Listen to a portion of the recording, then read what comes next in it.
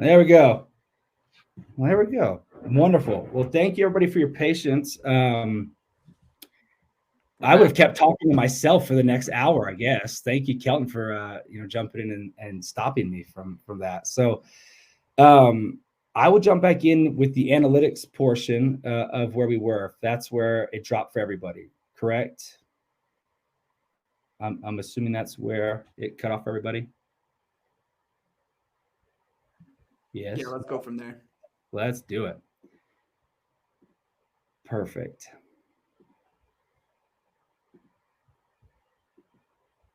Excellent.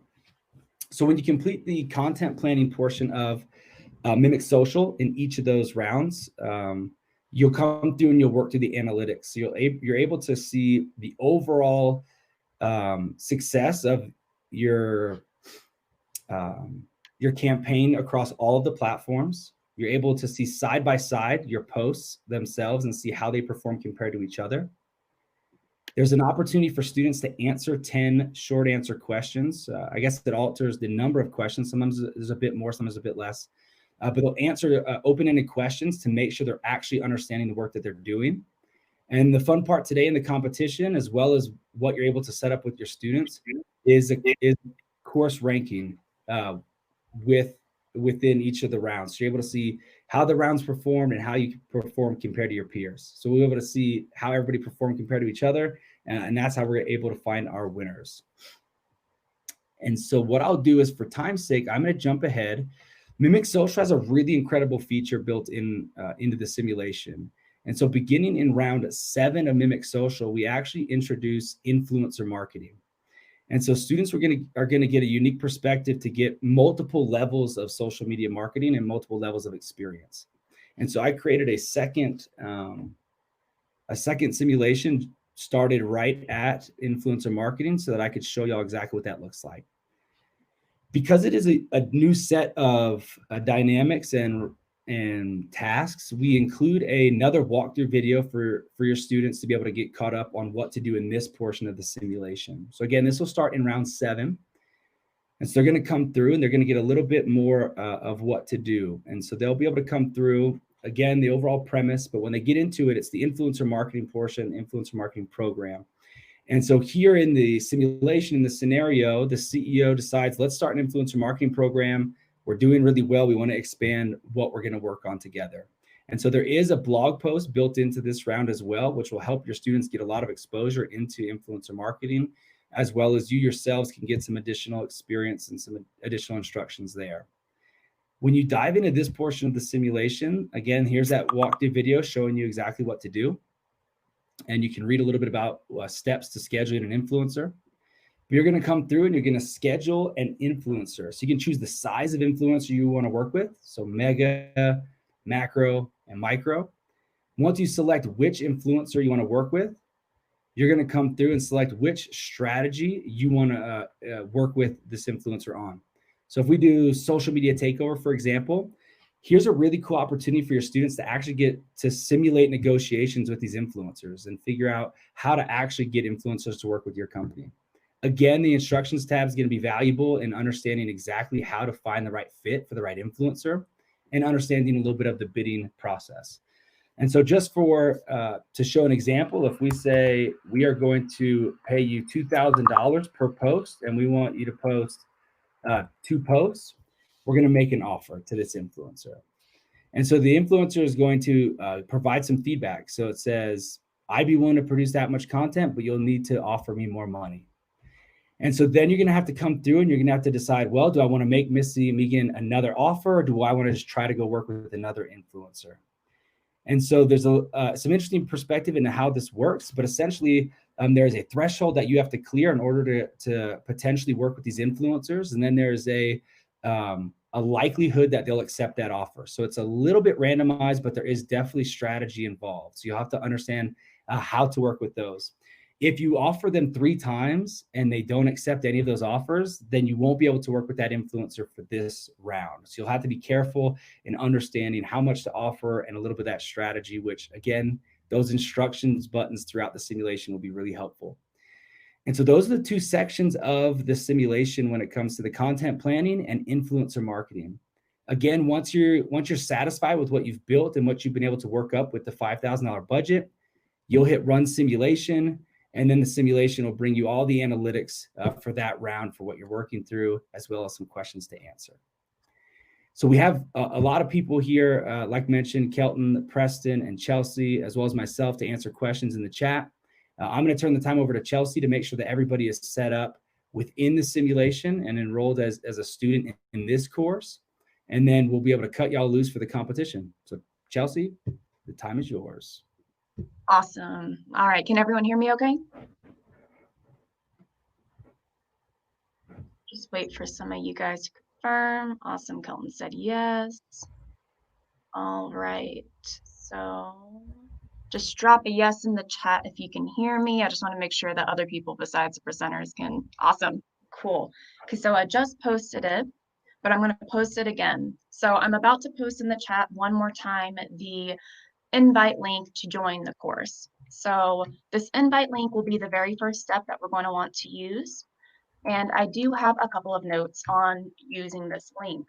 So the first note is, if you already have an existing student account, such as myself, then when you use that link and enter your email that is associated with your student account, you'll be brought to a slightly different screen than someone who is a new user. So I'll show you what that process looks like now. And oh, hey, awesome, Kay. I love that. All right. So I'll go on ahead and share my screen. That way you can see what I'm talking about. So when you click on the link, it will open up a page that looks like this. Just want to double check, make sure it looks good. All right, and if you guys can just drop in the chat if you can see my screen, that's awesome. Awesome. All right. Okay. So the very first thing that you'll see is something like this. It'll tell you the name of the course, and then you'll have you enter your email.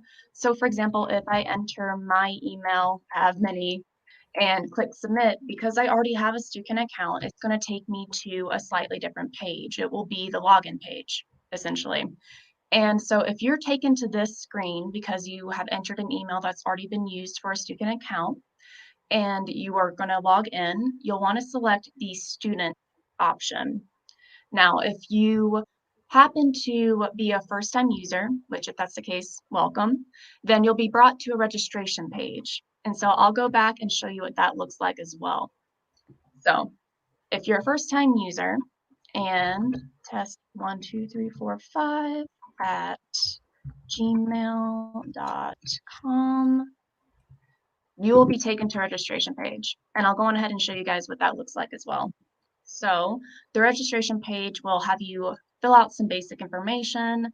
And once you have that filled out and have a password and everything set up, then you'll just want to accept the terms and conditions, and this will allow you to go on ahead and continue. So let's take a look here. I'm just going to go ahead and enter my information. And you just need to make a password that is pretty simple. Anything like student 528, for example, with a capital S could work. 528. So really anything like that. And then once you submit, you would be taken to a verification page, and then you can just go straight to the login page to now access your new student account. And this will go on ahead and automatically have you join the course. And I'll show you what that looks like now too. So once you're logged in, once again, make sure you're logged in as the student option if you do already have an existing instructor account. Then you will see under the student account that you have the ability to enter the simulation as a student. And so while we wait for that to load up, I'm just going to move on over to the chat, and just to double check and make sure that I'm looking at any of the questions that are coming in too. Awesome. Okay. Jonathan, yes, you'll be logging in as a student if you already have an account. Okay, let's take a look here. Awesome. Okay. Post and answers. Awesome. All right. Okay. So it looks like we're pretty caught up there. So let's see. All right. Looks like it actually didn't add me as a student yet to that course. Gotta love imperfection sometimes. Let me go on ahead and get back to that link. 1 second here. Okay. So there we go. Okay. I'm just going to go ahead and join, submit, and then click the go to student option. That's just going to take me right into the course itself. Like the first time around, I was having some issues there. Okay. All right. Interesting. There we go. Okay. All right. So for some reason, it's not wanting to pull up for me. So I'm going to go ahead and just create a new course. Sorry about the technical difficulties here. Let's see. Okay. And let's go on ahead and just register again.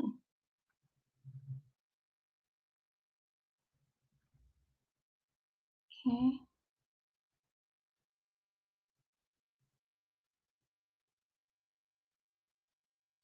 All right. Sorry about that, you guys. Okay.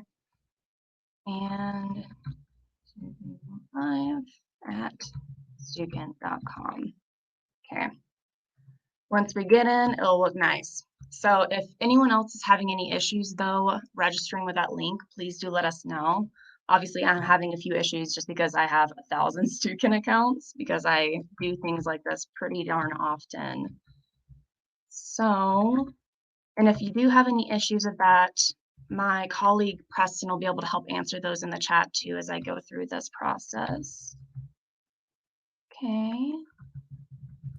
As Great. Chelsea's pulling that up, I saw a question in the chat that I'd like to address. Look Really, what is the measure of success in the simulation? Right in the beginning of the simulation, you get this debriefing, Okay. and you'll get memos And from your boss and the overall goal of the company. The CEO, he really wants to drive revenue, as with any business. So revenue is the determining factor or the competitive factor of the simulation. So as students are going through, revenue is key. Okay. They will want them to strive to find the things that will generate the most revenue via their social media All posts. right. So Thank you that's how guys for the hanging on with me, by the way. We gotta love these online presentations. Okay. And we're gonna do revenue, Justina, that from that question I saw there. And if you guys are already logged in, you're able to get in, then yes, you can go ahead and start the boot camp and hit us with your questions. Definitely let me know. And we can go on ahead and move on to that part. But once you use that link, it should go on ahead and let you in. It was giving me a little bit of trouble, but once you are in and you're in your student version, it will show you this. So Mimic Social Bootcamp Session 1. And when you're ready to go ahead and start the competition, you'll click the Go to Mimic Social button, and that will launch you right into our simulation. So for the bootcamp, we only have 10 rounds, and you are going to be scored essentially on our scoreboard. So whoever performed the best, such as with revenue and conversions, then that will be the person who wins. So good luck. I'll go on ahead and turn this over to my colleague Preston. We will both be looking at the chat and answering questions kind of in real time. That way we can help you guys out as you're working through the simulation if you have any questions or difficulties. Okay. Awesome. Thanks, Chelsea. So yes, Malene, I've seen some questions. We are going to start in round one. This will be a 10-round competition. The reason why we chose 10 rounds is because in round 7, as Levi mentioned, that's when you're going to hit influencer marketing, which is our new addition that we announced last year at ProfCon. And they were able to launch and have a good some good feedback on some adjustments we've made for that. So that's a cool addition to the simulation. Some other questions I see here. Do the content of the post affect placement in the simulation? Yes. So some of the back end things that I think are cool for you as professors to understand is Mimic Social does have an algorithm. So we allow students to create their own post. And when it comes to simulation development, when you get into posting and allowing students the unlimitedness of, that's not even a word, of the English language, it can get really tricky. So for example, if I say a blue rhino with purple roller skates dives through the tree. That is a sentence that most likely has never been created or said ever in the history of the world. And that's the wonder and amazement of the English language is it can do lots of different things, and we can comprehend what's being said. So inside the simulation, we have to set rules and parameters that will judge the text.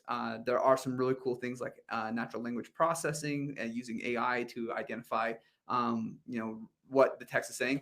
Those things are super advanced things we're looking into and developing further into the simulation. But what we do incorporate are these rules. So obviously, if a student's using inappropriate language, we flag that. We flag misspellings. We make sure that the students are using proper grammar and spelling. And we can catch a lot of things that we try to do. And we also coordinate those rules with the specific platform specifics. So if you're on Twitter and the student's trying to create a post that exceeds the 280 character limit, they're going to be dinged for that as well. So we're teaching them platform specific rules, and also just trying to teach them rules in general of professionalism within this hypothetical situation of controlling the social media of a company. Because if you were to get on a company's social media and you were just to say this assignment's stupid, things are going to be caught, things are going to be dinged, and they're not going to perform as well in the simulation. And that's the objective we want to try to accomplish, is that we want these students to treat it like a real sim, treat it like a real scenario, and they'll gain that learning experience through on. So Brian Smith, can we go back and do this later on? Yes, you are now enrolled in this course. We didn't set due dates. Correct me if I'm wrong, Chelsea. Nope, we didn't set We're due good. dates. That is something you can do as a teacher. That's a good feature. If you want your students to be finished with rounds by a certain time, you can set due dates so that they progress to that point when you want them to. But for this scenario, we haven't. This is an open course. You can go back to these rounds whenever you'd like to. But for the purpose of the competition, you're going to really miss out. You're going to miss out on all those gift cards. So if you want to win this competition, you got to be on right now. We got to get through this in the next hour and a half. Let's see. Sandra's having some issues. If you're having issues getting in, it's just the nature of the beast. If anything online can go wrong, will go wrong. Murphy's Law. So we will try as hard as we can to make sure everyone's in there and doing good. Tracy, we're losing Tracy. She's one of our longtime friends and customers. Last year went to Old Faithful with Tracy, so that was a good time. Let's see here. Okay. As you guys are going through these rounds, I will be a little annoying voice in the background. I'll just be talking about stuff. And then Levi and Chelsea, if you have anything that you want to hop in with stuff, feel free. I could play some Jeopardy do songs if you want me to. But we are here and we're live for questions. Also, Preston and Chelsea, if you could, we're going to post private chats with Chelsea and Preston. If you'd like to just get on a one-on-one, if you're having issues, it's easier to just do that in a Google Hangout rather than this mass webinar setting. So they'll post that in the chat if you need to get some one-on-one help to get in. But as you have questions, feel free to put them in the chat and we can address those. And we will be closing things down here at 1:30. So we want to give you guys ample time to get in and test stuff out. And like I said, you're going to have the exposure of the posting rounds and then the influencer rounds here later on. And the goal, the key, revenue, money is king. So if you all can just focus on that, like I said too, it doesn't matter if you're an experienced PhD professor, which many of you are, or a student. There are, okay, here we go. Post frequency infographic days per day. Yes. So we've taken a lot of Mimic Social. This is kind of the history of Mimic Social. First started as Real Deal Simulation, then Mimic Pro developed, and then Mimic Social was the simulation that soon followed. And the term mimic comes up because we try to mimic real world. So those post frequency infographics from data we've collected. And so those are on a per day basis. So it can seem excessive because you'll see on Twitter or so, they'll say like 15 posts per day. But that's what we've seen as far as industry, what will make them successful. We want to give students that exposure of learning what can work in the real world. Joey, can you post the answers to the questions in the chat so we can read them? Uh, might need clarifying on that. If you're talking about the analytics rounds questions, it will be a lot of those questions are dependent upon your simulation itself. So it's asking questions about how your post performed. But if I'm reading that question wrong, let me know and I can answer that better.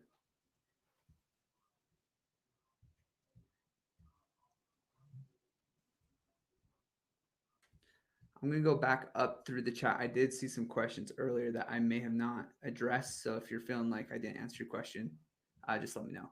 The chat questions. Oh, okay. That makes more sense, Joey. Yes, I will have Preston and Chelsea. Can you go back through the chat and just anywhere you see we haven't answered a question, just make sure we get a reply on those. So Joey, you may want to just check those.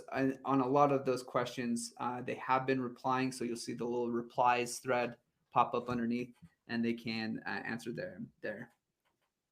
So how do we provide assessment for our students engaged in this? Great question. So that's what we want to accomplish the most because you are the teacher and simulations should never replace teachers.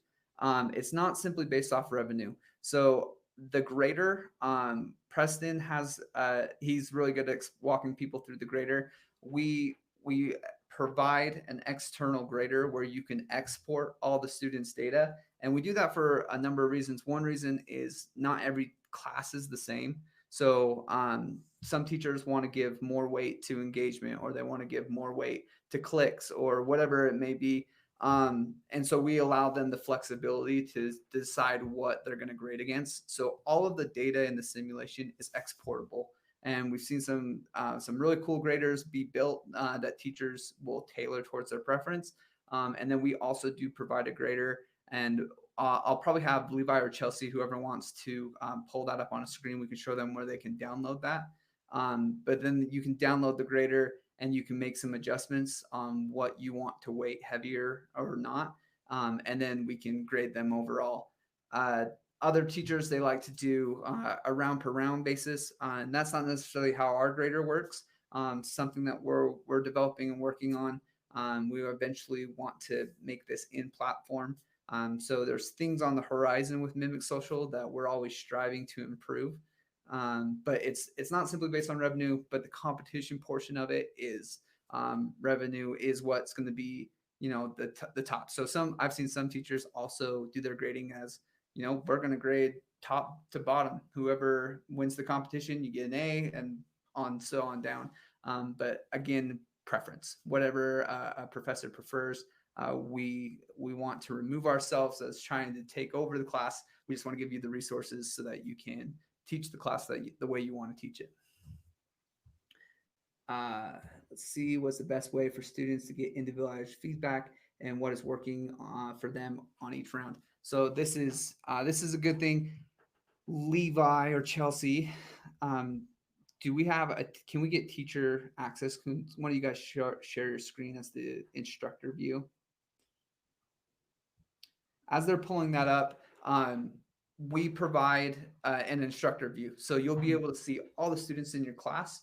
You can click on a student and you can view their work. So you can see their post. You can see, you can do an analysis with them and say, this is what worked. This is what didn't work. Do we have grader samples for us? So yeah, I'm going to have them pull that up. Chelsea, can Levi get instructor access of this course? Yes, he should be able to get instructor access of the course. So Levi, I'll go on ahead and give you instructions on how to do that, or I can just go on ahead and jump in and do that myself. So I can show you guys how that looks. So let me go on ahead and let's actually do that. And so that way I don't have to give you instructions on how to do so. So just give me one moment while I get that set up. Yep. And while you're pulling that in. up, I'll answer a few more of these questions. Okay. So Faith, we are going to pull up that example. Assume we are starting at the same time when the portion is over. A good assumption. I'm not sure I understand your question, Brenda. So I will reread it and try to figure it out. And then Danny, you asked about the textbooks.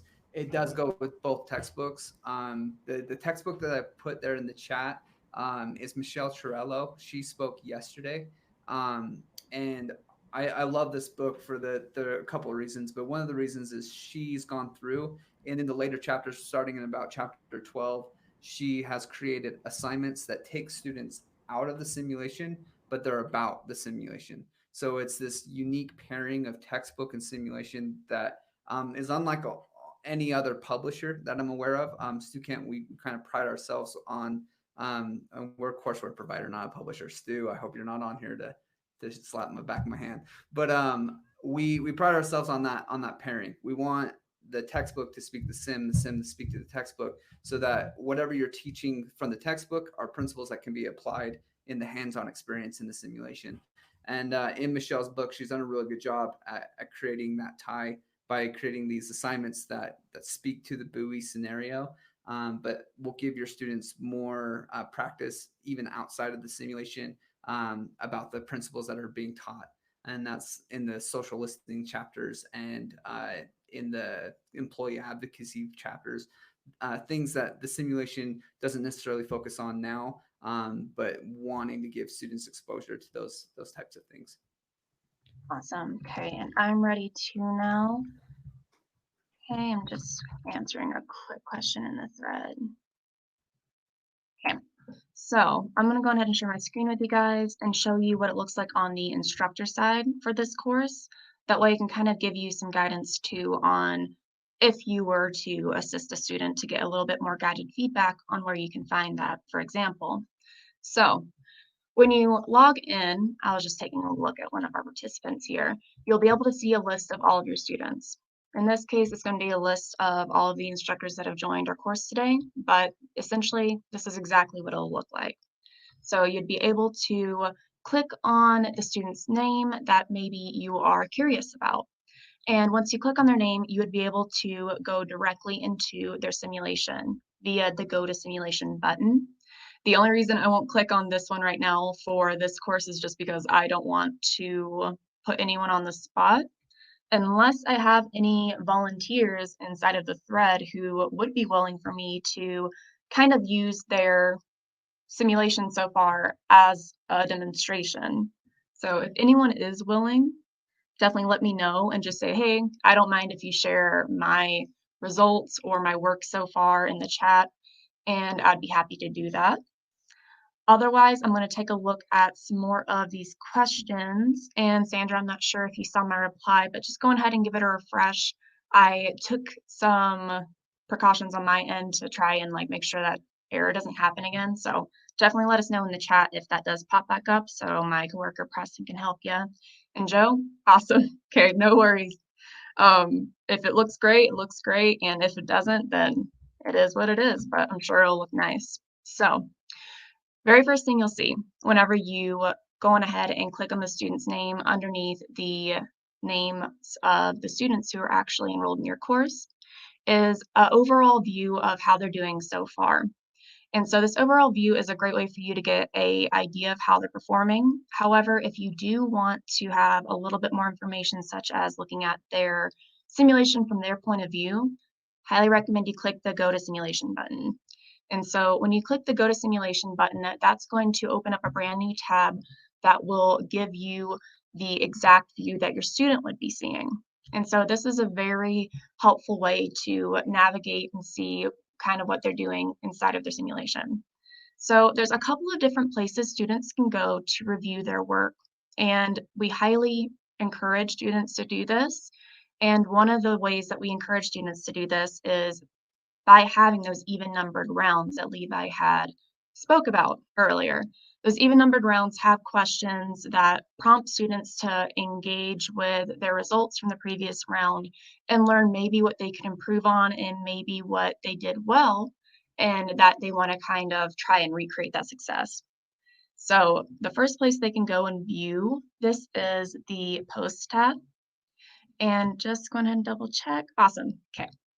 The post tab will show where all of their posts are in a historical value. And so what I mean by that is the oldest ones will be towards the bottom, the newest ones will be towards the top. And let's say if your student is on a posting round, which is the odd numbered round, in this case, the student is, then if they have any pending posts, it will show up here as well. So this will give you a good idea of what to view. The next place you can view their posts, which is probably where I recommend you stay, is the Analytics tab. Here you'll be able to view the post analytics by platform, or you can also just look at all of their posts in one place by clicking the Post History tab. So I personally like the Post History tab. To me, it's very easy to navigate through to get the information you want. And I'll give you an example on that right now.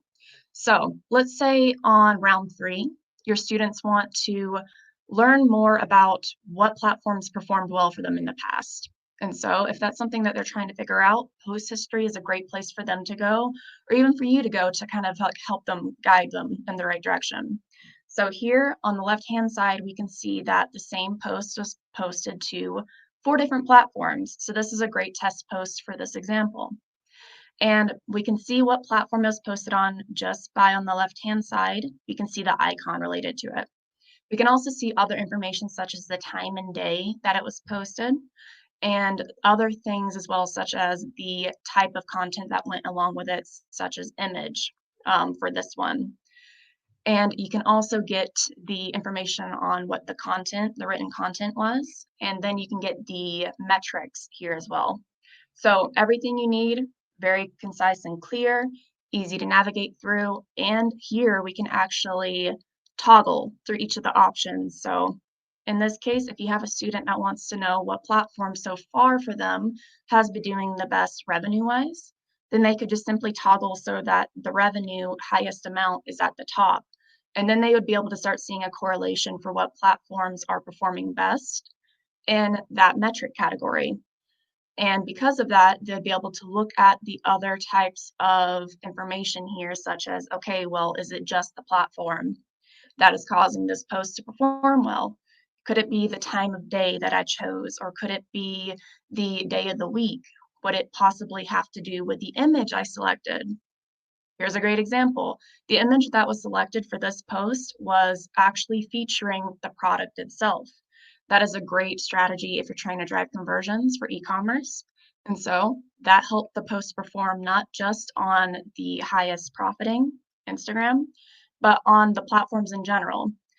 On the one note I will say is Facebook did not perform quite as well in this sense, which does kind of stink. Facebook can be a little bit dinky at times just because of the way their algorithm works. However, we can see here that Instagram was definitely a winner in this case. So another thing you guys might notice on this right-hand side over here is that you'll see spent versus complete. So spent is actually showing you that a certain amount of your budget has been used, and then the rest of your budget that you allocated has not been used yet. So that's where kind of a benefit falls into actually using Mimic Social.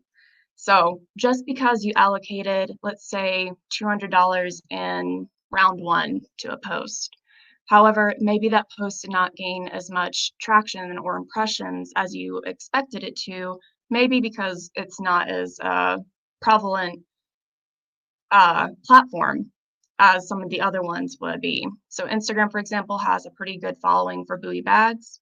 So that one performs a little bit better for engagements. The more engagements, the more people are going to interact with the post and actually going ahead and drive that promotion cost up.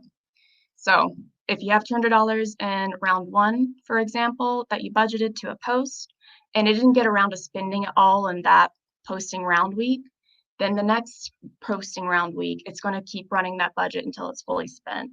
So for example, if we were to move his simulation forward to the next round, we would be able to see that Twitter, for example, since there's still remaining budget, would be able to go on ahead and actually perform a little bit better and get better results just because more of that budget will be spent.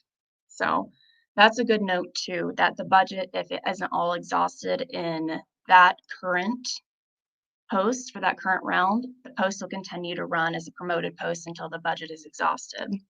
So I just wanted to point out the different things you can look at here. If you're ever curious about what the metric means to the student, then you can see here, and they can just hover over the question mark. That gives them some more information as well. So that is one of the ways that students can review their results and learn how they can actually take those analytics and improve on what they're learning for the next round. So now that we know Instagram performs better, the student may want to make more posts targeted specifically towards that platform. And I'll go on ahead and take a look at the chat too. Yep, And so I can I'll see hop in, here as Chelsea. well. Here, there's a couple questions I wanted to address. The first one with For Faith. sure. Faith brought up a great point about she uses Salesforce and also Hootsuite in her class, and that's awesome. I think that the simulation is a unique experience. Oh, let me turn on my camera so y'all can see me. I think the simulation is great because we give students $5,000 of simulated ad spend. And that's something that we can't afford to do in the classroom setting. If we were able to give each student $5,000 to do real Facebook ads, yeah, that's probably a better learning experience. But we're not all rich. We all can't do that. Some of you may have some struggling college students. So that's the benefit of the simulation for sure. But incorporating real world tools is key. Hootsuite is something that we actually used Mimic Social to mimic the simulation after. A lot of the UI and experience that way translates really well from the simulation to Hootsuite. And then as far as Salesforce goes, we do have, I'm sure you're all familiar, Salesforce, one of the biggest CRMs in the world. We do have some experiences throughout the simulation. There'll be times when there'll be a customer concern question that comes up, and you will have the option to choose the best way to respond. That's worked into the algorithm as well in a customer satisfaction score. So it's not perfect, but it is a way that we try to incorporate into the simulation that students are dealing with customers, and they need to interact, and they need to be cautious and aware of what they're deciding to say to them. But Faith, I love that you use those in your class. I recommend that. A lot of teachers will use the simulation, also supplement it with certifications. Their Hootsuite has a certification. It's really great. I've done a lot of HubSpot certifications. Salesforce has Trailhead, which is really great. If you aren't incorporating that in your class, definitely something to go look at. Lots of really great free resources there. HubSpot, I like their setup just because they're leaders in inbound lead education. Has some really cool things that will help your students learn how to use their CRM and beyond. There was another question from Denny about class schedules. Michelle, in her book, she does have it's not only a sample syllabus, but she provides a weekly schedule. It incorporates the chapters of her textbook on how she breaks them up, but to just give you a few ideas, I've seen teachers go and they'll do a posting round on Monday. And if they have a Monday, Wednesday, Friday, they do just an in-class on Wednesday. And then on Friday, they analyze it and they do the analytics on Friday. And so it's 2 rounds per week. And they run that. We allow the simulation to go from anywhere from 10 to 24 rounds. So you can set how long your semester length is, and you can kind of pace out the simulation that way. Some people do it over the length of a simulation. Some people do it over 2 weeks. And in this case, we're going to do it in an hour. And the simulation does have that flexibility. There was a comment by Julie that sometimes the monotony of it students can get turned off to it. And that's a tough one because we have to teach students some of these soft skills and as well as the hard skills, because when you are a social media manager, what you're going to be doing is you're going to be posting on the same platforms. It doesn't change a whole lot, but when it does change, we get frustrated that Facebook changed everything on us. But the thing that's interesting that I see a lot is the students will be like, man, this is boring. I've done this over and over and over again. When we compare those classes to other classes, it seems that the more classes that enjoy the simulation are the ones where the students have really dove into the numbers and they do testing. And that's the key here. We challenge students, say, break the system, figure out what our algorithm is. We would love for you to discover, because you're not going to discover that on round 1. It's going to take round 5, round 7, round 10, round 20 to go and say, okay, I posted on Facebook and I posted on Instagram. It was a very similar post. I put the same promotion dollars behind it, but Instagram outperformed Facebook. So I that's one of my tests. I run another test that confirms my hypothesis, and I go through and I identify Instagram as the platform I want to be on. That's the one that appeals to the target customer of Bowie. So I'm gonna focus on that platform, and now I'm gonna experiment with images. I'm gonna use images where people have backpacks on. I'm gonna try images where there's no backpacks at all. I'm gonna try those different things, and they move on to the next thing. They A/B test that throughout the rounds, and then they finally discover, okay, this is the platform, this is the image, this is the text.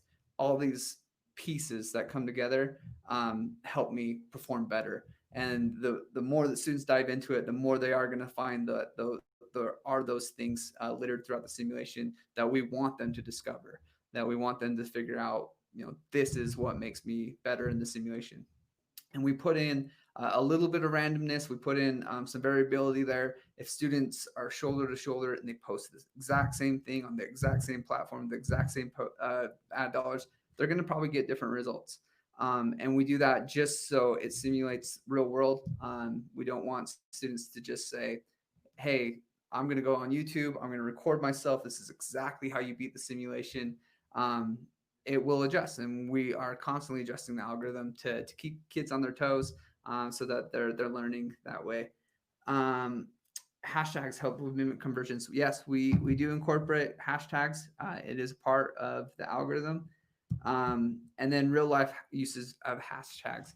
It's hard with hashtags. And I wouldn't say that simulation's perfect as far as the real to world translation, because you can get a hashtag that says hashtag Yeti mics are the best mics in the entire world. And people will put in a hashtag that's 30 characters long. And, like I mentioned before with the English language, it's difficult to identify every possibility of combinations. So they may get dinged on that. That might not be an appropriate hashtag. But we try to keep pace with, what is popular, what is good. So we have some things built in to cover hashtags. I do have a note on that. I was trying to reply to it, and then I found out that the messages won't let you send something that's longer than 280 characters.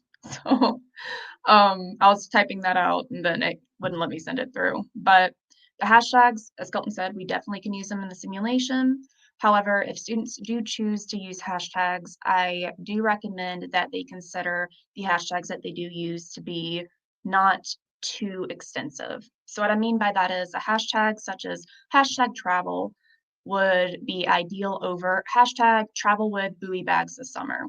Just because too many words linked up back to back may cause a simulation to pick that up as a grammatical error. However, simpler ones will be a lot more effective. The second reason why I typically do not recommend the overuse of hashtags is just because, from my experience, it can sometimes be coming off as a bit lazy to students. So rather than seeing a student use a bunch of hashtags inside of their content, I would encourage them, versus saying hashtag travel, I would have them write out in their content, travel with buoy bags this summer. We have a wide selection to choose from. And so by that, I mean, have them include the keywords that they're looking for that would stand out to their target audience inside of the content itself, rather than focusing solely on keywords, on not keywords, on hashtags. So I hope that clears it up a little bit too. That's just what I was trying to say when I was writing out that response, but I didn't have enough characters, so I'll give it back to Kelton.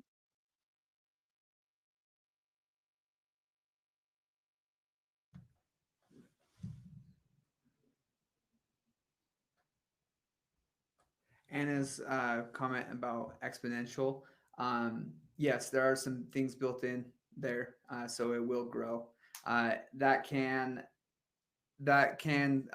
be an issue sometimes, where if a student performs really well in round 1, it can get difficult to catch up to other students. Something we're aware of, something that we're trying to improve. But yeah, that is how the simulation will go forward. But then it also, each post is is gauged against the same metric. So even with more followers, the post has to kind of meet criteria. It's adding to the cumulative overall numbers at the end.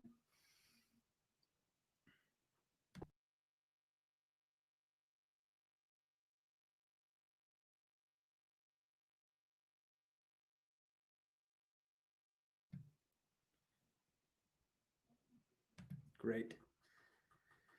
Sweet. So we have about we're gonna end 10 minutes early. So we'll end here in about 20 minutes. So if you're feeling the pressure, it's good. Pressure makes diamonds. I did see a comment earlier about am I taking too long to read these instructions, all this type of thing. I want to share an interesting experience we had. We went to the conference MDMC. It's hosted by Perry Drake, a good friend of us, a good friend of ours over here at Stucant. And we had a mimic social competition. So had a group of maybe 20 students or so, and they were in groups of 5, and they went through and did this competition. And we had 12 rounds set up, similar to what we're experiencing today. They had a limited time limit. I think we gave them 3 hours to go through the simulation. And there was one group that was spending a ton of time going through the instructions. They just kept reading, and like 2 hours into it, they were still in round 1. And so we were like, oh no, this isn't going to be good. And there were other groups, we're done, they were done an hour early and they had finished the simulation. But this group, they only got through, I believe, 3 rounds of the 12, and they actually ended up winning just because they took the time to read the instructions, they combed through everything and figured out, they were really meticulous about what they decided to post, and that ended up being to their benefit, and they won the competition at that conference. So don't ever feel like you're taking too long reading the instructions. I think the instructions are good. There's good memos.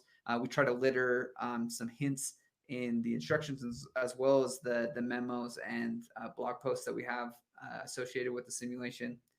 What is the ratio between influencers and posts? How is it judged by the system, and how are influencers ranked by the system overall?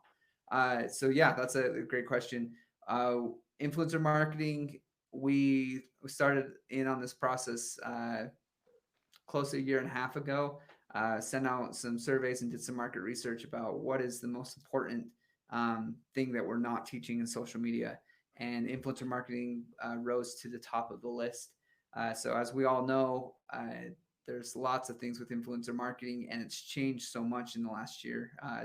It started out as find the biggest, baddest influencer, give them as much money as possible, and have them say unauthentic, fake things about your brand, and you'll be really successful. And people saw right through that, and it's now changed into micro, nano influencers having significant impact and creating small communities. So what I'm getting to here is we're evolving that. If you choose the correct influencer, put the correct strategy in place, and make the right offer, there is potential for influencer marketing to be a huge benefit to the student simulation. It's interesting enough. I think one of the factors of mimic social that students have a harder time figuring out. I think that they will eventually figure out the posting and say, okay, I think that this works. But with influencer marketing, since we give them a limited amount of offers that they can make to these influencers, and there's a limited amount of fully focused influencer rounds, haven't quite caught on to like what works and what doesn't work. And I think that that's also an interesting learning opportunity for teachers to point out, like, you got to be able to measure the ROI of your campaigns, and influencer marketing may or may not work, and you need to figure out why. So that's what I'll say about influencer marketing. Has potential to really make an impact in the simulation, or not. It could be students can identify and say, I was doing a lot better when I was making posts, so I'll just focus on the post and go off from there. I'll add on to that too real Yeah. quick. So just as someone who has spoken to instructors that have had students struggle with influencer rounds. I have some feedback to share on that too.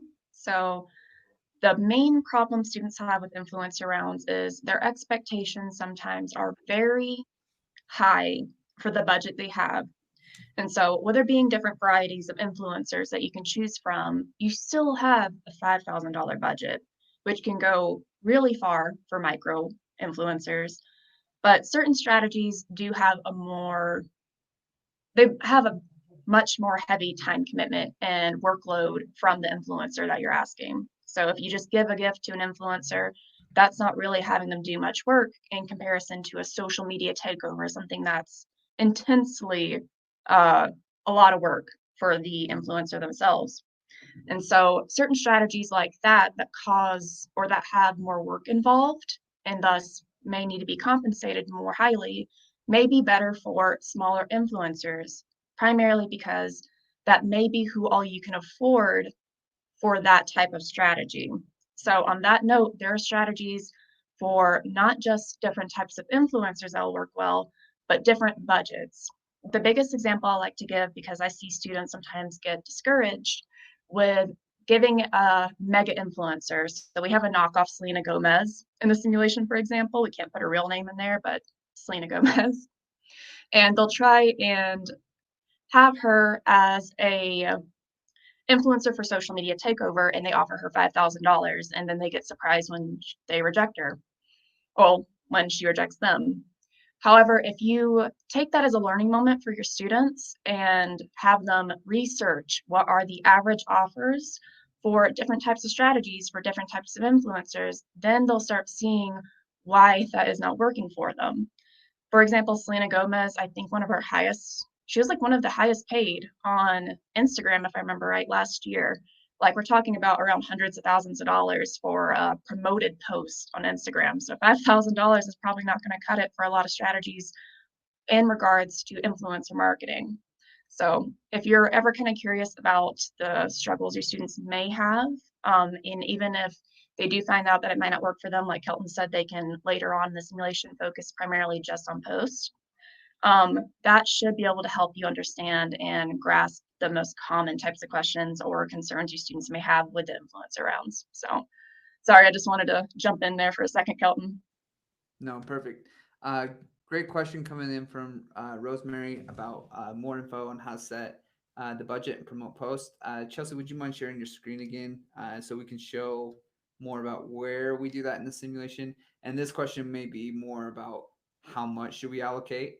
If that is the intention of that question, it's we intentionally don't do that just because it's going to vary for per business. So it's another one of those factors we'd like the students to discover by themselves by saying, you know, I put $100 behind this post and I put 5,000 behind or 4,000 behind this post. I want them to figure out.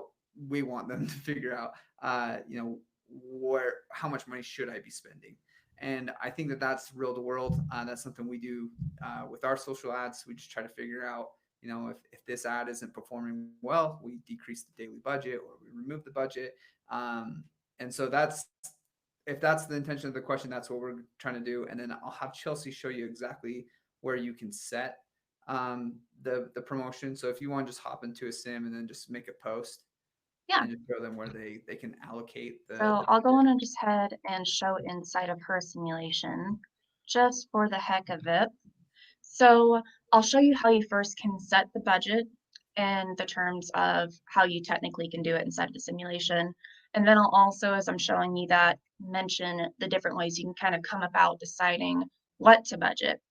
So in round one, that does become a little bit more difficult just because for students, they have not had very much experience with the simulation before, so they're not positive about what budget has worked for them in the past. And normally that's what I would advise.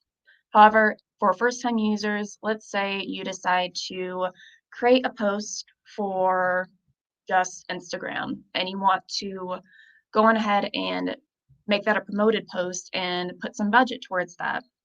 Then the very first thing you'll see is how much your remaining budget is up here. That's the maximum you can allocate for your posts moving forward, including your promotion costs if you choose to promote the post, And then also if you have any content that you select that could be paid. So I'll go on ahead and first select the platform I want it to be posted to. And then you'll see here that there is a yes or no in terms of promotion. So that is how you select your budget. When you select yes to promote, you do get a variety of other options as well. Levi did talk about this a little bit earlier, but when you promote, you can promote to a very specific audience. You will see a generic age range and that all genders are selected here. However, if you do go to the scenario page, you will see a list of the different segments of your market that you can target to. Using that information on that page, you can create audiences and you can even save them if you'd like, which is also another yes or no toggle. So here, if I was just to leave this as is, and not put any interest, it's probably going to be wasted budget. So I highly recommend that you include interests that would appeal to your target audience here. Once you're done with all that, you would just click the done button, and then you would be able to schedule your post out once you have finished writing out the content and selecting an attachment. On the note of how much you would like to allocate as a budget, for round one, it's just going to kind of be a guessing game. Students use their best judgment. However, moving forward after they have their analytics from previous rounds, they'll be able to see and make adjustments moving forward on what has worked for them and what hasn't.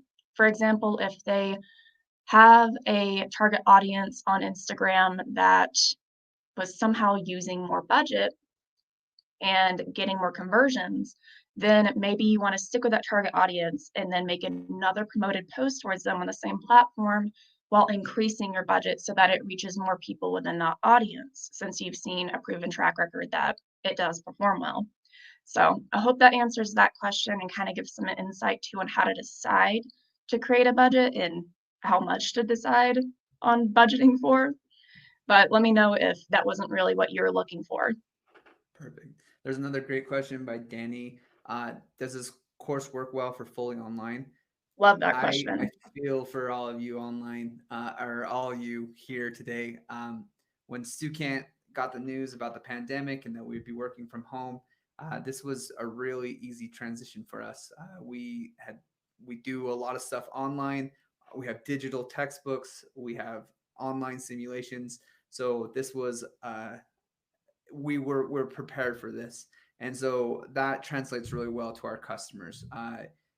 I've seen this used on lots of online courses before the pandemic, and when we got news of the pandemic, our a lot of teachers kind of flooded to this because it does work really well. That's a great question. I'd love to know in the chat how many of you are going to be online coming this fall.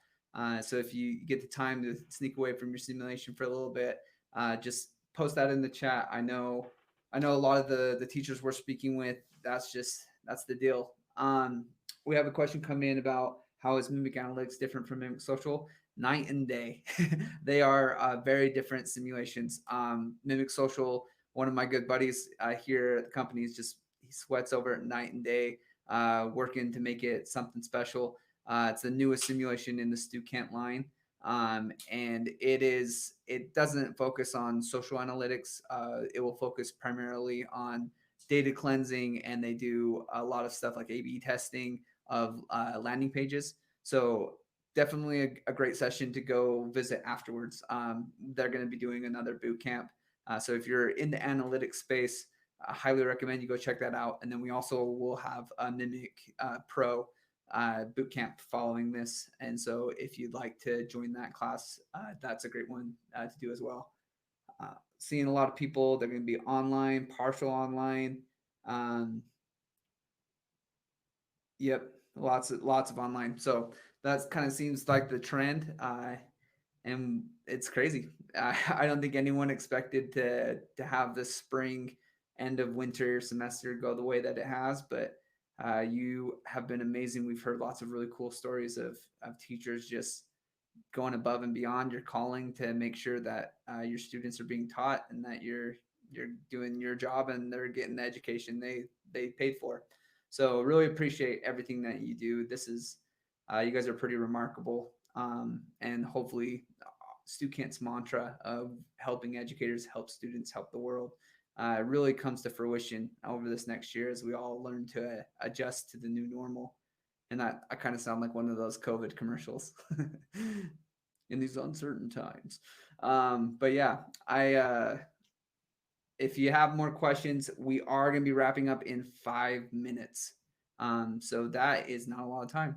So look at what round you're in, decide if you need to hustle through, make some posts, talk to some influencers, whatever it's going to take to win the big bucks. I think we have a $20 gift card, so that will buy you Starbucks for a little bit. One thing I'll say too is, so I'm sure this is kind of shown to a lot of you guys that it is a lot to learn, especially right off the bat and given in such a short amount of time. Obviously, that won't be your student's experience, as I see instructors. For example, I have a current instructor who is actually using this as like a boot camp sort of style for just a 2-week long course over the summer. I see some instructors use it for 8 weeks and some as long as 16 weeks. You can go up to 24 rounds in the simulation, and you can do as little as you want, like as small as 2, I think even. So as a note on there, I understand that every situation is different, and that's why we created a customer success team. So if you do decide, if you aren't a current user of Mimic Social and you would like to learn more, definitely let us know. We'll get you in contact with a course consultant. And if you do decide with that course consultant that it is a good fit for your course, you'll be assigned to someone like me. So it's literally my job to hop on calls with instructors and make sure you guys are set and squared away. I have multiple touch points with you before your course even starts, and during your course as well, and even when your course is wrapping up. So I can help with things like grading or answering your students' questions and showing you how you can review your students' results. And as a note on that, I know there's a lot to take in with the simulation, and yes, you will still have access to this course even after ProfCon ends today. So you have 10 rounds inside of the simulation for our session today. And so that won't expire until you're done with all 10 rounds. So let's say even from a month from now, you want to keep playing through that simulation, just log into your Stukin account and click on the student view if you do happen to also have the instructor account view, and then it'll be there ready for you to play.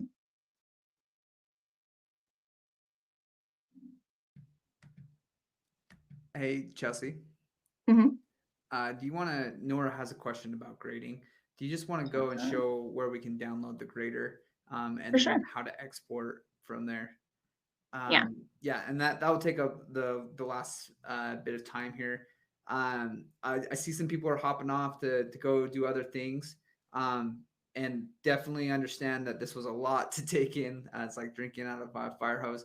But we give free instructor access to all instructors to check out our courseware. We have course consultants that will walk you through and tailor things to the needs of your course, because every course is different. So don't feel overwhelmed. We just wanted to kind of blast through this while we have this cool platform to show and demonstrate what we have. But yeah, Chelsea will walk you through this grader real quick, and then we'll announce the winner. Awesome. Okay. So the grader is very simple and very straightforward. So whenever you log into your instructor account and you go into your Mimic Social admin, which if you ever did decide to use Mimic Social, I can, or one of the other customer success managers, walk you through this process before your course even starts. So once you're inside of your Mimic Social admin, you'd be able to click on the reports tab. Underneath the reports tab, there's going to be a few different options towards the top of the screen underneath the reports. The first thing that you'll see is the export summary, and that's actually what you'll need. And then at the end of that will be Mimic Social Grader, which is the second thing you'll need. And so the Mimic Social Grader downloads as a XLSM file that can be opened up with Excel. And here, while we wait for that to open up, what you'd be using is the export summary button to plug and play the information from your students' results into this section here. And essentially what that would do is go on ahead and create a grade based on these weights over here and give you an easy way to just kind of grade where your students are at. So that is something I will note. It grades your students on where they're currently at in the simulation. And so that is something to note. If your students are all on currently round 2, then it's going to grade them up to that point and then vice versa as well. So I have a personal grading recommendation of usually one final cumulative grade towards the end, so a final grade for the simulation.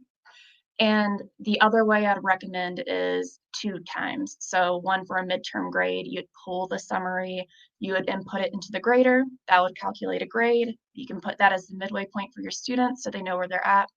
And then one more time for the final grade. And so there's quite a few different ways you can use the grader on that note, but there is a second way that I have seen some instructors grade the simulation, which is in my opinion, it's a pretty cutthroat way to grade, but it works.